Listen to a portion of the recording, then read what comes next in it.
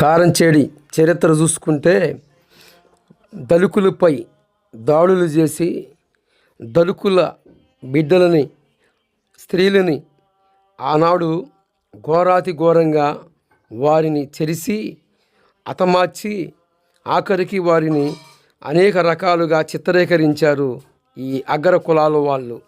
ఇది ఈరోజు జరుగుతున్న పరిస్థితి కాదు. మరి అనాది నుండి దాడులు చేస్తూనే ఉన్నారు. ఇది ఎప్పుడు అంతరించిపోయిద్ది? మనుషులందరూ ఒకటేననే భావన ఎప్పుడు ఏర్పడుతుంది? కదిలి రాండి సత్యం పట్ల గలమెత్తాలి. ఆ గడియలు ఆసన్నమయ్యాయి. మనుషులు కారంచేడిలో జరిగిన ఆ చరిత్రను గుర్తు తెచ్చుకోనండి. అనాది నుండి క్రైస్తవుల మీద దాడులు జరుగుతూనే ఉన్నాయి. క్రైస్తవులు ఓట్లు కావాలి. క్రైస్తవులు నమ్ముకున్న దేవుడు వద్దు. క్రైస్తవులు మనుషులు కాదా? మా ఓట్లు కావాలి. మేము నమ్ముకున్న దేవుడు వద్దు. మేము నిర్మించిన పరికరాలు కావాలి, పనిముట్లు కావాలి, మేము సృష్టించిన కార్లు కావాలి, ఫ్లైట్లు కావాలి, రైళ్ళు కావాలి, కానీ మేము నమ్ముకున్న దేవుడు వద్దు. ఇదేనా? ఈ కుల అహంకారములకి బుద్ధి చెప్పాలి, బుద్ధి కలగాలి, కలిగిద్దాం, మనమందరం గలమెత్తాలి. ఇదే మరి భారత రాజ్యాంగంలో ఉన్న హక్కులన్నీ కూడా ఉల్లంఘిస్తున్న మత ఉన్మాదులకి సరైన గుణపాఠం నేర్పాలని మనసారా కోరుకుంటూ ఈ నా మాటలు ముగిస్తున్నాను.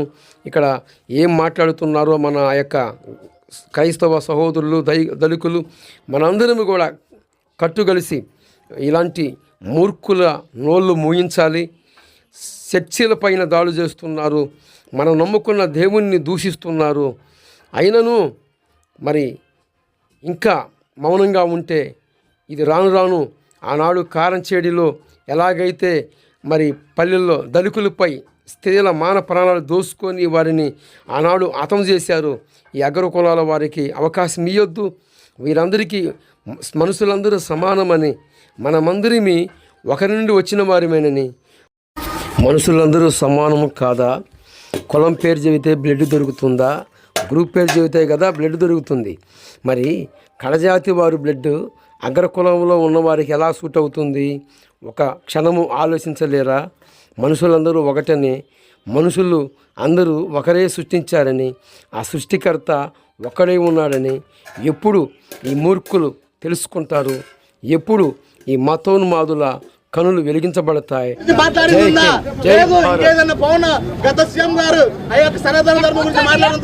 ఎస్పెషల్లీ జనసేన పార్టీ నాయకుడు, జనసేన పార్టీ డిప్యూటీ సీఎం, అదే విధంగా రఘురామకృష్ణరాజు వీళ్ళందరూ కలిసి ఈ దేశంలో, ఈ రాష్ట్రంలో దళితులు అనే వాళ్ళని మత మార్పులు చేయడం కోసం వాళ్ళు చాలా డెప్త్ లెవెల్ గా ప్రోగ్రామ్ చేసుకుంటూ వస్తున్నారని మేము నమ్ముతున్నాం. మన యొక్క ఎమ్మెల్యే గారు, తెనాలి నియోజకవర్గ ఎమ్మెల్యే గారు నాదెండ్ల మనోహర్ గారు, నాకేం తెలియట్లేదు, నేనేం చూడలేదని మీరు అనుకోవద్దు దయచేసి.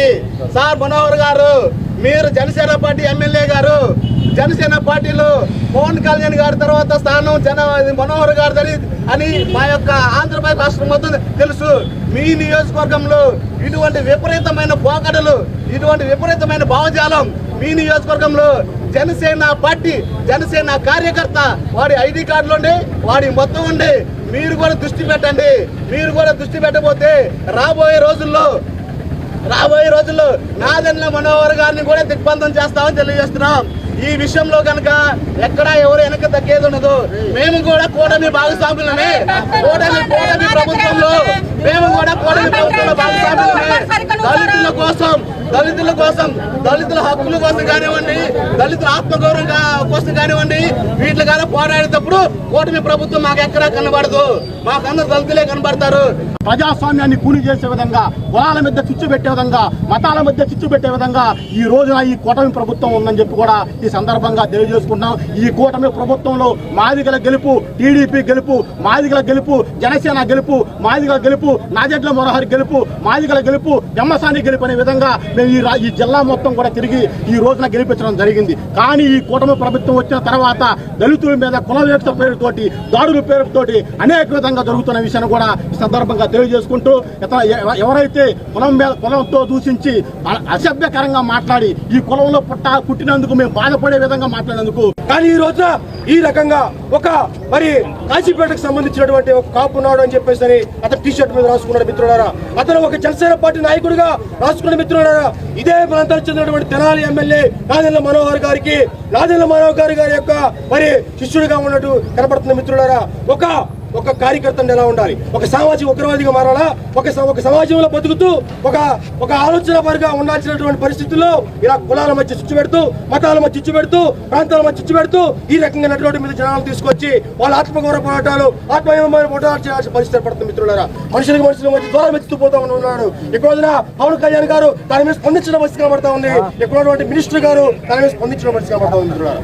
మాకు కూడా కూటమి ప్రభుత్వం అధికారంలోకి వస్తే మాకేదన్నా దళితులకు న్యాయం జరుగుతుందనే ఒక ఆలోచనతో మాదిగలందరూ కూడా కూటమి ప్రభుత్వానికి ఓట్లు వేస్తే, కానీ ఈ యొక్క కూటమి ప్రభుత్వ అధినాయకత్వం నుంచి అధినాయకత్వంలో ఏ భావజాలం అయితే ఉందో అదే విధంగా ఈ రోజు కొలగలూరు గ్రామంలో ఈ యొక్క గ్రౌండ్ లో ఒక జనసేన కార్యకర్త కూడా అదే భావజాలం ఉందని నేను తెలియజేస్తున్నాను.